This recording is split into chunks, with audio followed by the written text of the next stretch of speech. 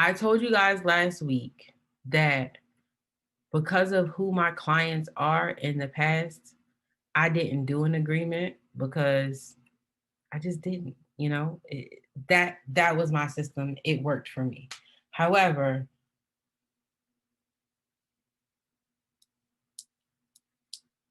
that was not my main business. Does that make sense? I was just doing that and it was just extra stuff. But because what we're doing here is we're setting up a professional system to operate, y'all are going to have an agreement. Y'all are going to be better than me, right? Okay. So I just kind of want to scroll through these agreements and show you guys what I would do if I was creating an agreement. So the first 3 of these are Word documents, right? They're PDFs. Okay. Oh, this one's not even a PDF. Lord help me. You guys don't ever send nobody an actual doc. This is not acceptable because anybody can just come in here and edit these things and things like that. Send PDFs. I'm sorry, BJ, but agreements like that, would you upload those in like a DocuSign or Adobe? Okay. But that's what I'm about to show you. This fourth one, honey, they made my day. This made me so happy. Okay. First of all, why are we logged into my client's account? So log out of that because I don't want nothing to happen. Okay. So this is a jot form. Now, a jot form is something like a Google Doc. It's really nice, and you can literally create a whole document similar to this, right? But instead of typing it all in Word and then they got to print it out, or you have to upload it into DocuSign and all that stuff, you can collect all your data in jot form, right? And it's like an online form. So see, there's places where you can type in. So nobody has to print this and sign this. They just fill it out online, read it online, and then all the stuff is submitted to you electronically. Does that make sense? Love it, like it, want some more of it. So I would highly encourage you guys to set it up like this in a jot form. I just love this. As a matter of fact, I didn't read this one, but I would go and I would literally just set mine up like this first, and then I would come back in and add the fine print, okay? All right, so let's go back and kind of look at these agreements. So, first thing I would do is, I'm doing this for you guys today, but under normal circumstances, I would just open up like a Word or a Pages document on my computer and then copy and paste. But because I'm on the computer and I don't want to share a bunch of screens, I'm just going to do a Google Doc. So if I only had one document, I would just come in and highlight all of this and copy it, right? But because I have multiple documents to choose from, I'm just going to kind of browse through and see what info they're getting, right? So we're going to go through this first one line by line because it has good info that you guys need to know. All right. So it says this agreement was made as of this day, blah, blah, blah, blah, blah, right? Your company name, this is what this would be, your company name, right? And then you have the space for your owner operators to fill in their information. And they call them carriers here, okay? So they got their legalese in here. This is the kind of stuff I will be copying and pasting because ain't nobody got time for that, right? Then it tells them what they need to submit. Now, do you guys remember when I showed you last week the document that the company had us submit, the carrier packet? They asked us for a bunch of stuff, right? They wanted insurance. They wanted us to fill out questions about our company. Remember, it's a job application for a business. This is the exact same thing that you're doing.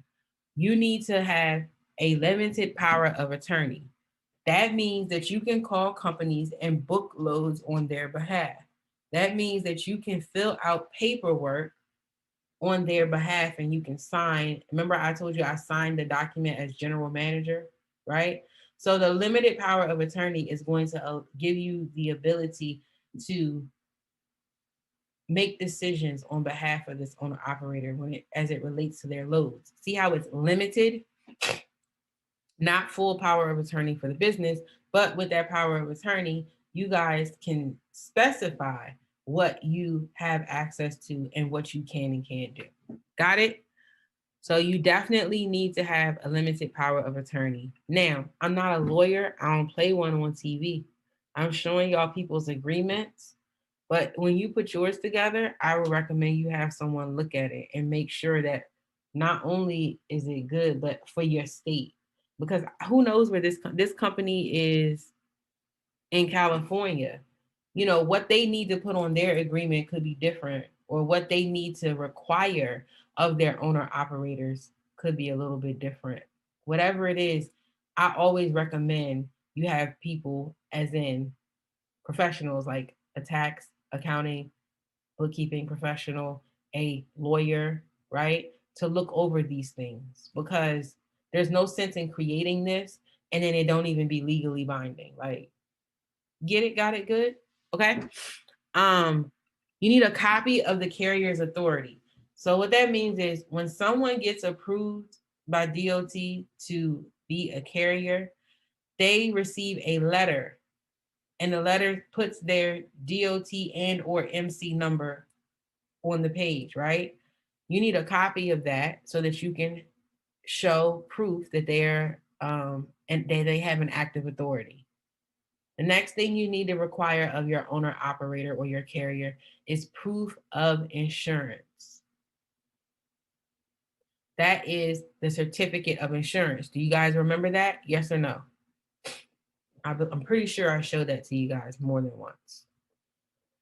The certificate of insurance needs to list your company as a certificate holder. So remember, we talked about that.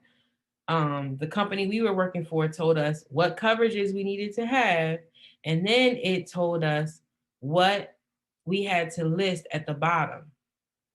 You need to be listed as a certificate holder. Why? Because any changes that are made to that person's policy, their insurance company will notify you as a certificate holder. Okay? But BJ, I thought what certificate holder, that's more of the broker or the shipper. You need to have proof of their insurance because you're booking loads, and then it just makes it easier for you. So let me explain this. When you are booking the loads, right, you have to provide their certificate of insurance. Okay. However, you also want to be listed as a certificate holder, which means nothing to the owner operator. It's nothing. It just means that any changes that are made to the policy, they are notifying you of that change as well. You need to know that as you're booking loads for them. So if all of a sudden one of their coverages is dropped and they don't have it anymore, the owner operator may not always notify you or may not remember to tell you that they did that, and you out here trying to book loads that they're not even able to run.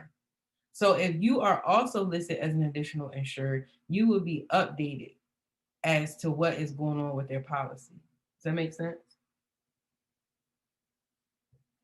So it should be both the dispatcher and the broker or shipper? Okay, so right now what we're working on is your agreement, right? This particular thing, it doesn't have anything to do with the broker. So every time you fill out the packet for a new broker, you're gonna have to get a new insurance certificate anyway. So you are correct, Frida. You do have to get that insurance certificate for the broker, for the company that your owner operator is going to work for, but you're going to do that later. Right now, this is what your owner operator has to send to you, right? But when you guys see this later for the broker, that's what you are sending to the broker on behalf of the owner operator. I never knew that we had to be on there. I only thought it was a broker. You don't have to be, but it helps you to operate more efficiently. Got it. Yeah. So Y'all got that? Because that was a really important question. Y'all understand what's happening? What was asked? Not required, but better safe than sorry, right? What I love about this is it tells them what the minimum insurance requirement should be. Now, again, you might say, why am I telling them that? Like, that's what the broker needs to tell them. I want you to think about this. This is a little bit of a tangent, but I promise it's going to be a good one. I want you to think about it like this. When your owner operator operates in the bare minimum, y'all going to be collecting bare minimum money, right? So as a dispatcher, I've already told you, I want you out here finding companies that you can pitch to your owner operator. Like, hey, you know, I know you got these companies you working for, but I got a couple of leads in. I got some feelers in with these companies, and I think that you should submit some paperwork, right? You already know what insurance requirements are required of these companies. And if you're doing your homework, you're finding companies that are going to pay a good amount so that you can collect a good percentage off of that amount, right? So you're going to probably have your preferred companies that you want your owner operators to work with because maybe you have a relationship with the dispatcher, maybe you know how to negotiate with them, whatever the reason is. And so you already know what insurance requirements are necessary. And also keep in mind that some people that you're going to work with could be new to this industry.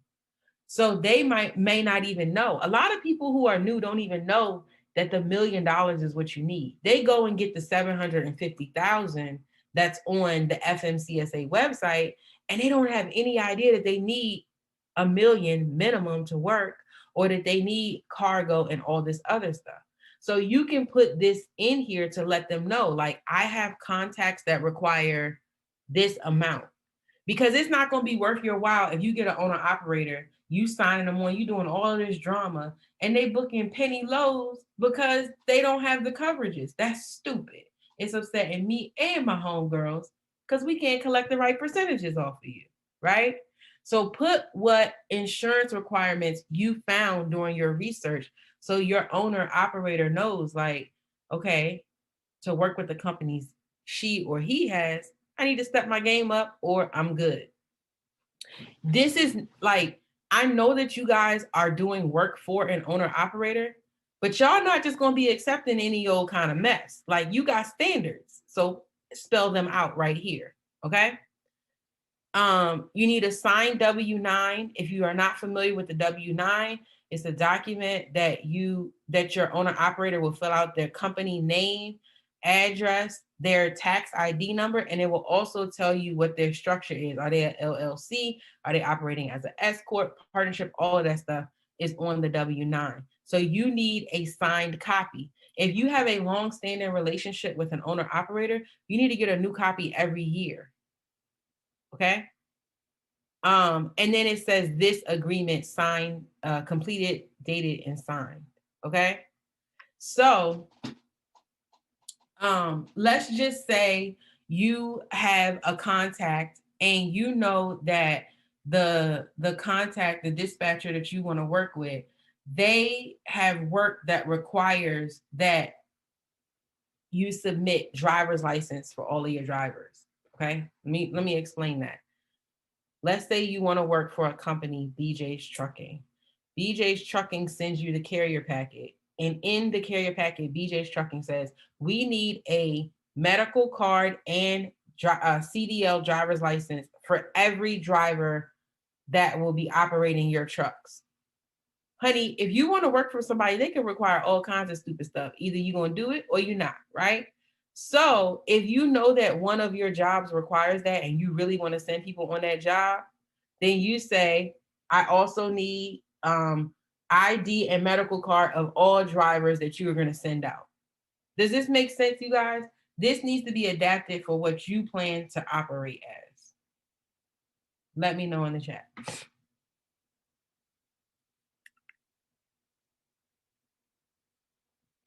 Okay, good. So the next section is the statement of work. See, this is that fancy mess that your girl is never going to be writing down. I'm not about to do this. That's why we copying and pasting. You see that? Okay, so they got this statement of work that I'm not even about to read. You would read this and you would say, yeah, I'm going to do that, or nah, I'm not doing that, right? So let's just say, it says assisting with any problems that arise in transit. Maybe you don't want to deal with that. Maybe you put in there that maybe you remove number 5 because you ain't doing that, right? So you go in, you read this stuff, and you put in and or take out what you want, okay?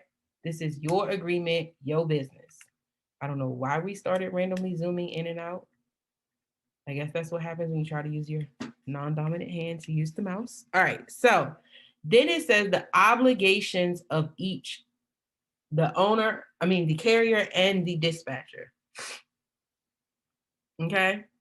So does your agreement have to be this detailed? It doesn't have to be. I'm going to tell you guys what someone told me when I was creating an agreement.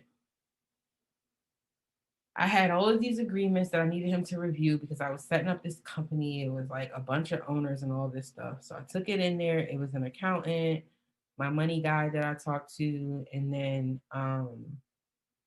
if I remember correctly, he kind of just emailed the document over to one of his lawyers.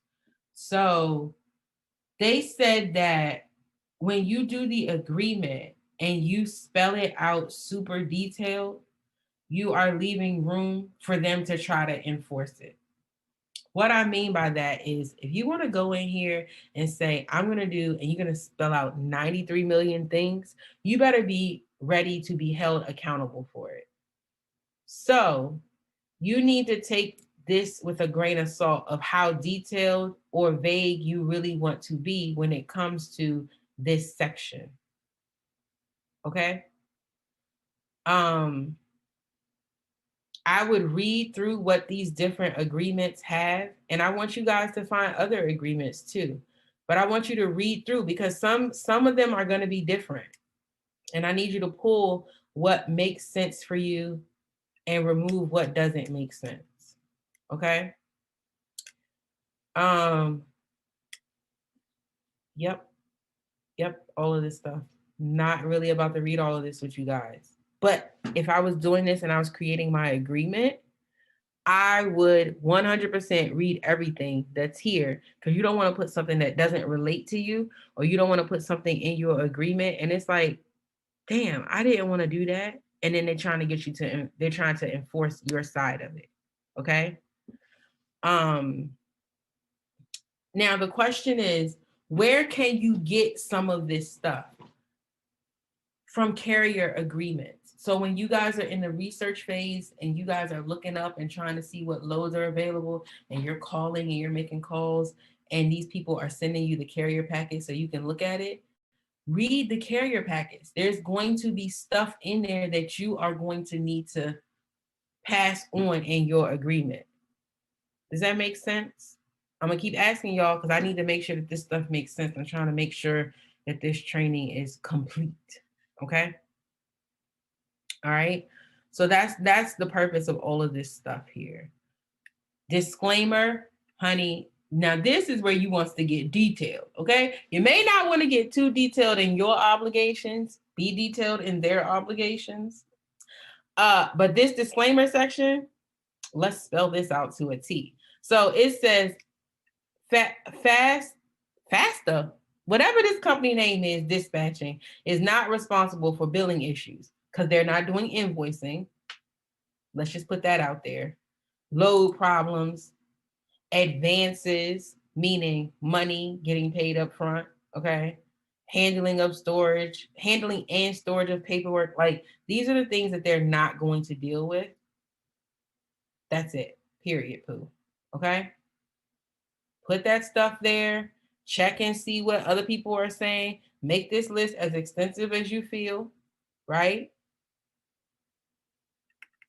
This is like, oh, didn't mean to do that. This is if in case there is any need for y'all to go to court or whatever, what jurisdiction you're going to be going in.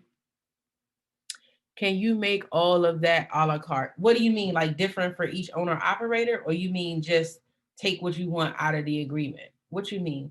And you can unmute yourself if you want to.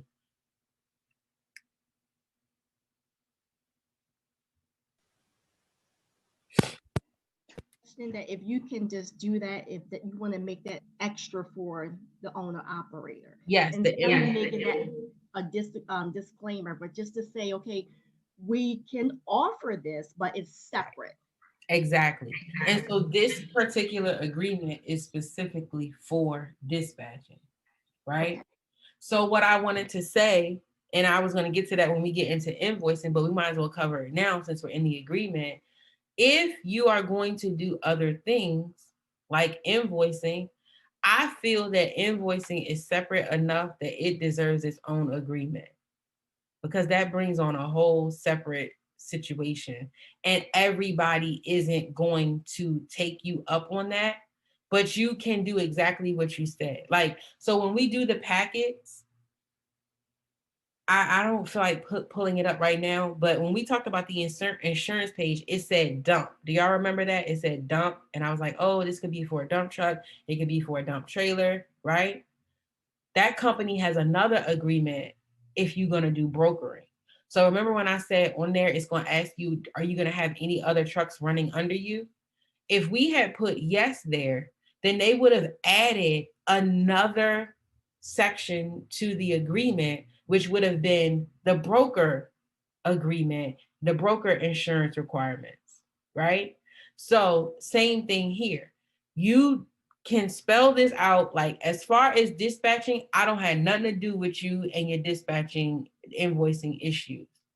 However, if they select to add the dispatching services you offer, the invoicing services that you're going to offer, then what you want to do is spell out the same thing. You're going to have the same stuff in the agreement. It's just going to be about a different topic. So you're going to have a statement of work for what you will and won't do as it relates to this for invoicing.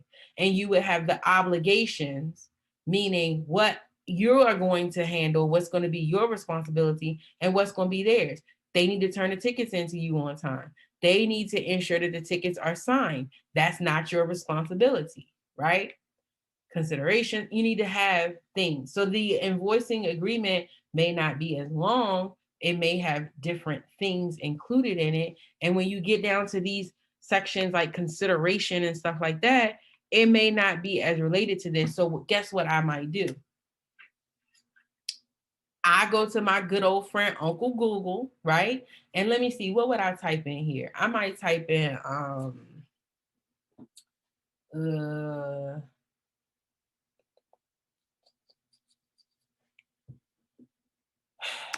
let's just go basic, trucking, invoicing, agreement, and just see what I can find.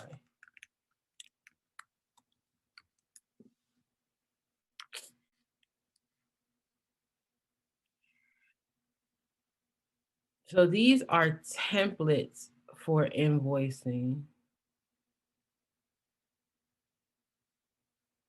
Like, it looks like those are invoice templates is what I meant. Oh, okay, let's do contract.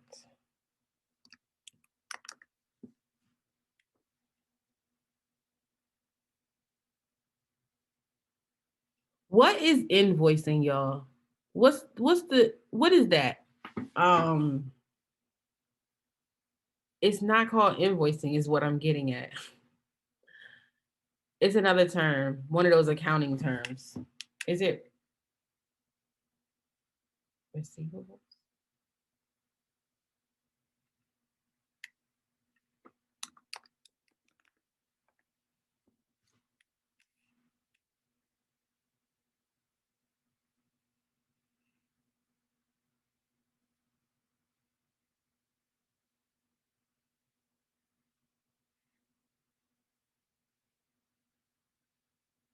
Let me think about that. I'm gonna see what I can find, something that you guys can pull the verbiage from, because that's me. I'm not trying to write nothing out, and I'm damn sure not trying to pay somebody to come up with. Yeah, that's what I'm trying to figure out. Is it accounts receivable? That's a whole side thing. Let me make a note. because I don't want to take up our time right now looking for that, right? But I do want to see if I can get you guys some sort of invoicing agreement verbiage so that you can create that as well, okay?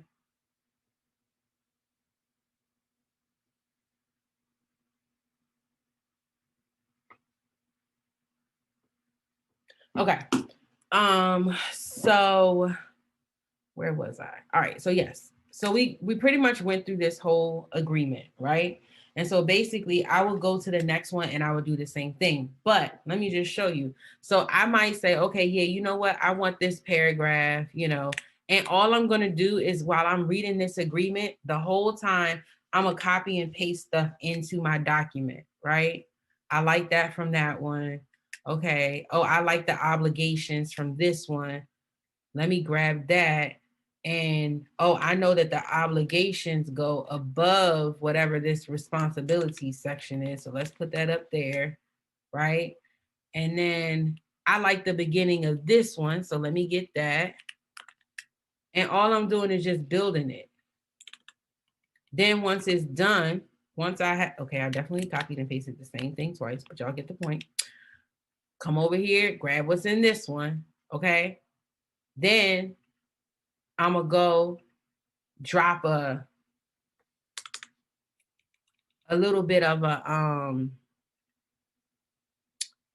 what's the thing called?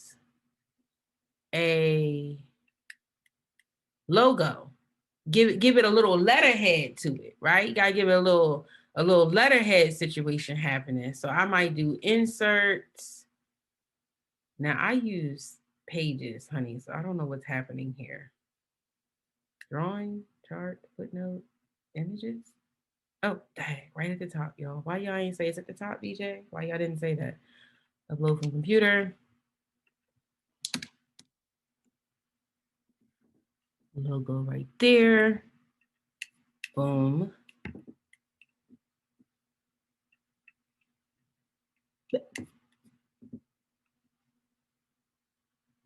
I do have to give you guys a little bit of a disclaimer. I do have a really bad potty mouth, and then when something don't do what I told it to do, I cuss a lot. So there might be a little cusses. Just letting you guys know. Sorry. I want this to be. Since when is behind not an option?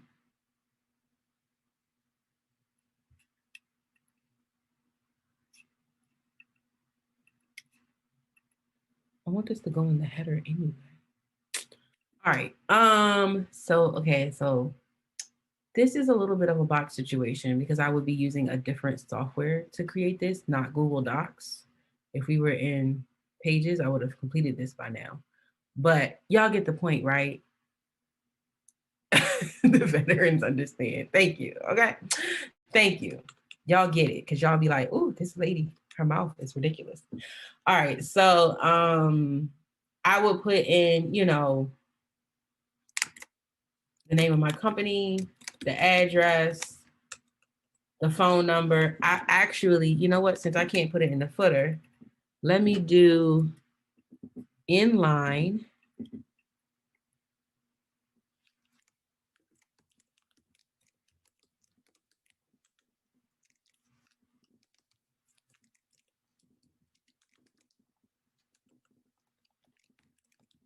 Oh, that's getting bad over there.